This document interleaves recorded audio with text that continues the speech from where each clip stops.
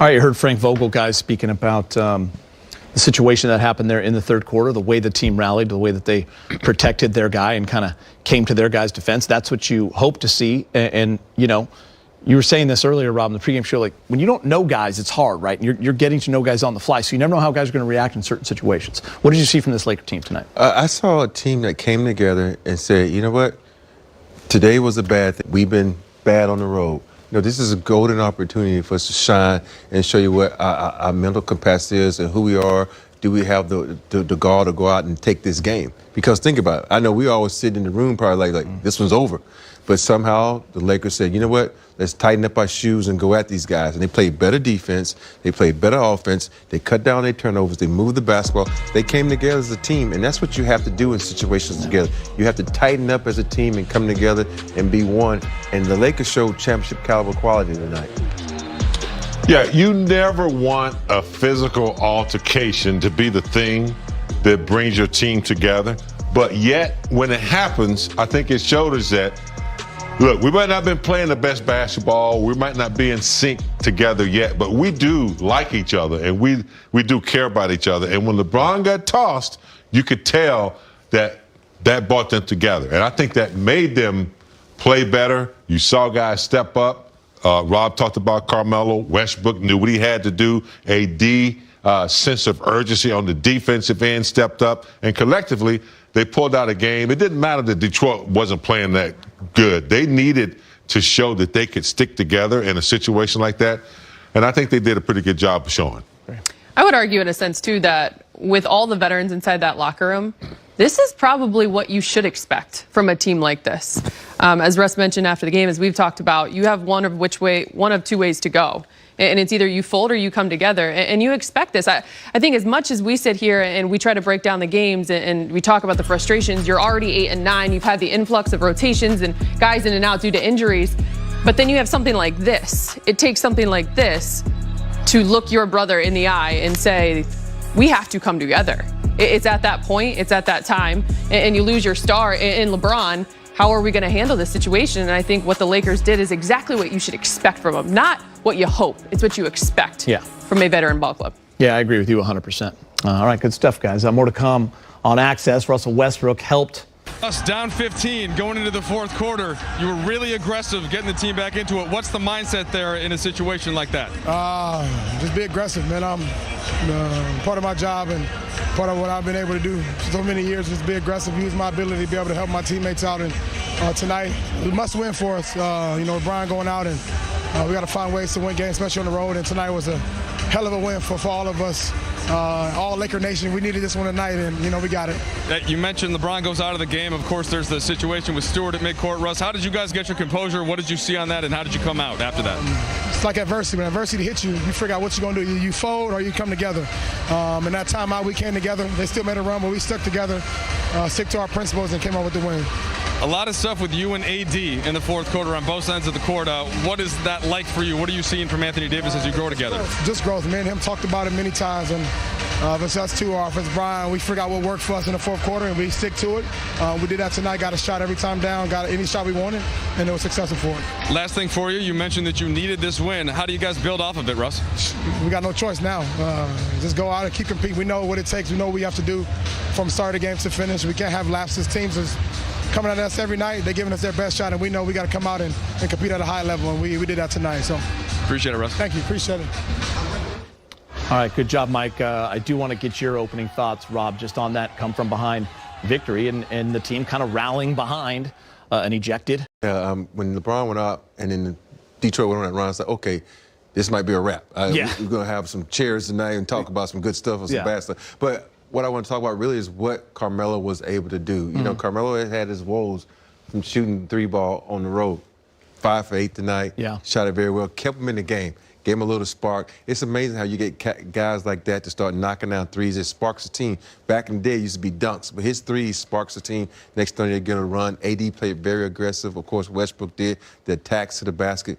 It was great team basketball. You want your stars to rise to the occasion when a team is struggling, and it was a struggle. I mentioned when they're down 15, you're thinking this is rock bottom for this team. They're going to go to 8 to 10. 8 and 10, they're going to be on a 4-game losing streak. LeBron gets ejected. This show is going to be a lot different, right? But Russ, AD, Carmelo, they all stepped up. I do want to start with Russell Westbrook, who had a huge fourth quarter, scoring 15 points in the fourth, and he was outstanding. Russell finishes with 10 of 21 with 26 points, 10 assists, and 9 rebounds. Yeah, I said it takes him a while to get going. He's not a fast start at the beginning of the season, but you can see he's starting to pick up his game. I mean, he's always been able to get his numbers, but very impactful numbers tonight when they needed him. In the fourth quarter, he was in attack mode, stepping back, shooting from the perimeter, making assists, only 3 turnovers, Geeter, and really had a big part to do with the game. Not a great three-point shooter, but not afraid to take it, and definitely not afraid to take it to the bucket when they needed him in the fourth. But you take a look at the Brody balling. I think for me, if you look at his stats, the 3 turnovers, and that one last turnover was kind of silly, so he should have only had 2 turnovers in the game. And for me, that's what I always look at Westbrook. I don't care what he does anywhere else on the court, because we know what he's going to do with the points, the rebounds, assists. I always look at, the first thing I want to look at is his turnover, because when he keeps his turnovers at 3 under, they usually win. I think the hope coming into this season was if LeBron James was injured, then it happened. That Russ and AD can get you, and the others, of course, can get you through games like this. But there were struggles, the OKC losses, Minnesota, those kind of games that kind of lingered and just put a different kind of vibe on this team, James, through 17 games. We talked a lot about it, and then you come on the road and you lose the first 2. But that's what you want to see from Russ. That's why he's here, and it was nice to see it tonight. And yeah, at the beginning of the season when we developed this roster, everybody was excited. You know, we're going to be pretty good. Didn't have the start that we needed. You know, the ugly games that we were losing, Oklahoma, we were losing some games. It was just ugly. But you look at the good part of those games, the glimpses of the first quarter when they had a 14-point lead. Maybe they showed splashes. Now we're starting to see, you know, all of that was ugly, but all that ugliness is now starting to churn up into something nice. So Westbrook on the road, LeBron out, taking dominance of the game, you know, going to the rack, assisting, you know, good defense too. You know, that's what you want, and that's what people expected when we got Westbrook here. But all that ugliness that we've seen, it's cooking into something decent. It was kind of decent tonight. It's been ugly, but it's starting to look a little bit better. So hopefully they can keep it going. We talked a lot about in the pregame show the bad third quarters. We said these are the 2 worst third quarter teams in the league. A minus 92-point differential for the Lakers, minus 93 from Detroit. Detroit wins that third 31-23. And Rob, things are looking bad. But I want to show you what happened in the fourth quarter, because these numbers win you games. And this is what happened. 37-17.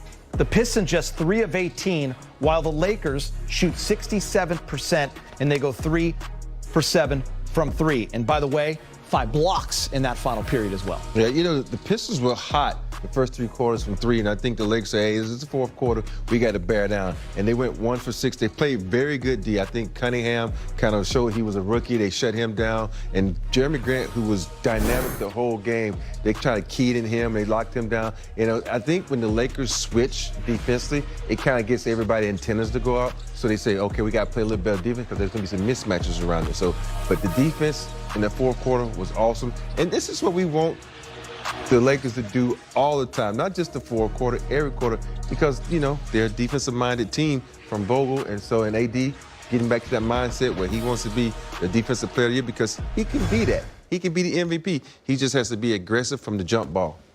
Yeah, there's not too many minutes in the NBA for zones either. I mean, Detroit just picked that zone apart. I was glad they went back to man-to-man, man up. You know, play some good, hard defense. Rob was right. They switched when they needed to, and that's what got the defense, you know, rolling. And they were active. They started communicating, and then AD with the big blocks kind of led them into that victory in the fourth. Got good news on a Sunday night for you. First of all, I wanted to know what your vantage point was for everything that was going on at midcourt, and then how you guys were able to get in the timeout, you know, come out and play the game from that point. On a free throw, boxing out, you know, Stewart tried to get physical with LeBron. LeBron did the same thing. everyone in the league knows Bron not a dirty guy. Accidentally hit him. As soon as he did it, he looked back at him and told him, "Oh, my bad, I didn't try to do it." And he tried to. I don't know what he was trying to do, but I know nobody on our team, 1 through 15, was having it. We're gonna protect our brother. I've never, in 10 years, seen a player try to do that. Well, since I've been playing, I mean, obviously we've seen it before, but back in the day.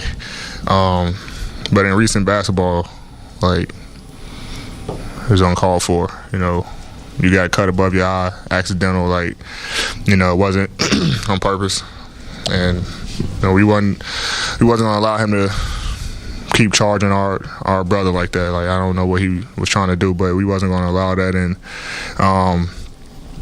we just wanted to get the win for him. Get the win for our team, get back in the win column. And then just in the fourth quarter, you and Russ, both sides of the court, it seems like he was really aggressive early. You had a ton of plays on both ends in defense. Was that an extension of that, or did you guys find something else on the court, some kind of spark? Nah, we just needed to win. I mean, at the end of the third, I think we were down 15, and Melo said, "This is where we figure out who we are as a team. Must-win game. One of our guys out."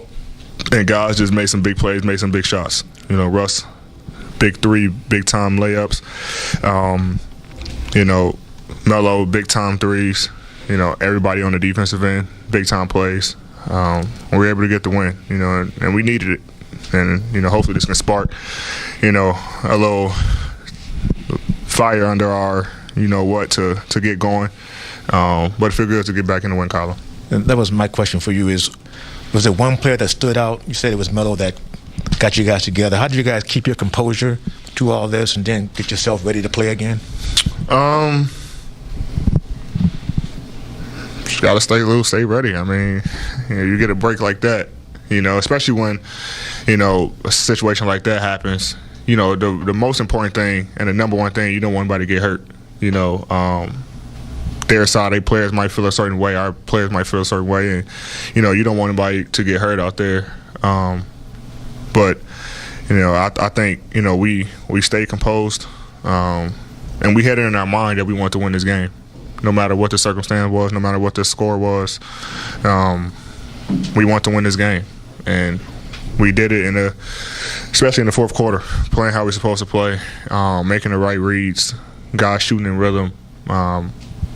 Probably our best defensive quarter since this season, holding the team 17 points in the fourth. So, we got to build off of this, especially on the defensive end. AD, kind of building off of what you were just saying about defense, obviously you had some really impactful defensive plays, including blocking Cade twice on the same possession. I'm just wondering, is there something different for you when you guys are playing defense at that level, or maybe you personally, are you reading the game differently? What's different that kind of sparks that energy from you or the group in the fourth quarter? It could be a steal, it could be a block, it could be a charge, it could be anything, but whatever it is, we got to make sure we do it. We having too many, problems with straight line drives and blow-bys, which compromising our defense and putting guys in rotations too early. So we got to do a better job containing the basketball, but the last 5-6 minutes of the game, we were able to do that. And, I think when we're getting good rhythm shots and not being selfish offensively, it kind of gets us back in transition and get us a chance to set our defense. And that's when we're really good. When we're shooting bad shots and turning it over, guys put their head down or, complaining or whatever, and it compromises our defense. So as long as we're able to continue to do what we got to do on the offensive end, and when you see the ball go in, you kind of want to stop, especially when you're down, and we're able to do that. But we can't continue to dig ourselves in a hole and fight to get back.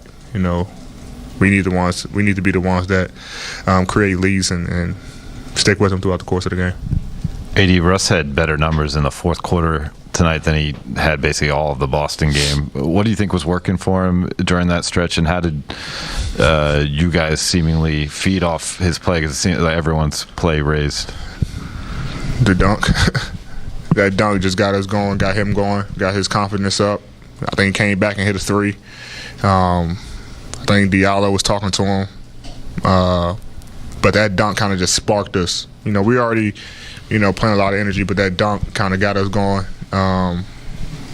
Kind of silenced the crowd a little bit. And we got going. We started making shots and started defending. So he played a hell of a game. Like I said, I think everybody level raised.